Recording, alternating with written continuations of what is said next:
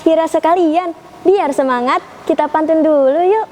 Pak Camat jualan tomat, yang beli harus hormat. Kita sebagai umat Nabi Muhammad, jawab salam harus semangat.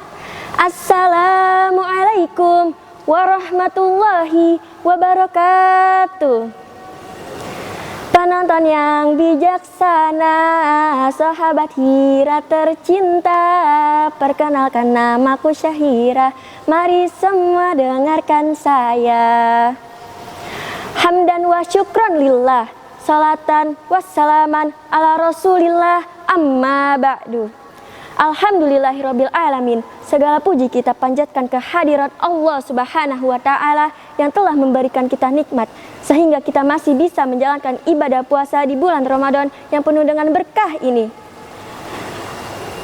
Salawat serta salam semoga selalu tercurahkan kepada junjungan kita, yakni seorang proklamator yang tidak pernah naik motor, seorang proklamasi yang tidak pernah pakai dasi, dan seorang pahlawan yang tidak pernah makan bakwan, yakni Nabi besar kita, Nabi Muhammad Sallallahu Alaihi Wasallam, yang telah membawa kita dari zaman naik unta hingga zaman naik Toyota. Pada kesempatan kultum singkat kali ini, marilah kita renungkan bersama dengan tema puasa melatih kejujuran. Sahabat Hira yang dirahmati oleh Allah Subhanahu wa taala, puasa adalah ibadah yang sangat istimewa karena puasa adalah ibadah yang tidak bisa dipamerkan dan hanya bisa diketahui oleh diri sendiri dan Allah Subhanahu wa taala. Orang lain juga tidak akan tahu apakah kita benar-benar berpuasa ataupun tidak. Dari sinilah puasa menjadi latihan kejujuran yang sangat kuat.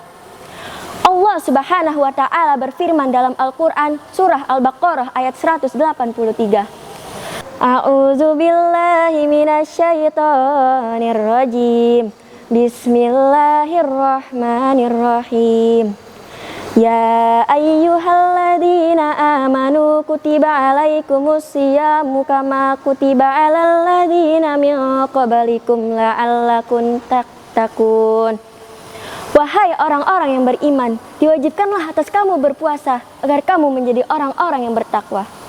Takwa tidak akan lahir kecuali dari hati yang jujur dan merasa selalu diawasi oleh Allah Subhanahu wa taala. Sahabat Hira yang saya banggakan, dari sinilah punya sifat muraqabah, yaitu perasaan yang selalu diawasi oleh Allah Subhanahu wa taala dalam setiap keadaan. Orang yang memiliki sifat muraqabah akan selalu berhati-hati dalam bertindak, berbuat, maupun berkata, karena ia yakin bahwa Allah Subhanahu wa taala melihat dan mengetahui. Allah Subhanahu wa taala berfirman, Alam ya'lam bi annallaha yara. Tidakkah dia mengetahui bahwa sesungguhnya Allah Subhanahu wa taala Maha melihat? Ayat ini menunjukkan kepada kita untuk selalu memiliki sifat muraqabah dalam kehidupan sehari-hari.